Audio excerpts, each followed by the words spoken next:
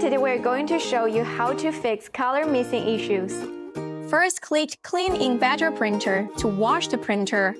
Then click Check to inspect the nozzle check pattern and identify the affected or abnormal colors.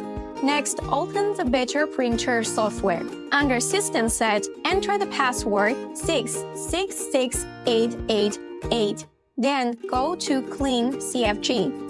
Increase the pump height and scrub ink height slightly for testing. And make sure the wiper blade can properly contact the print head.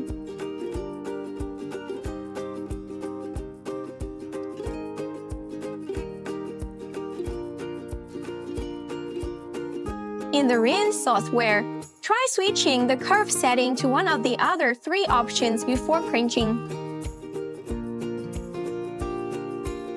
That's it for today. If you have any questions, feel free to contact us.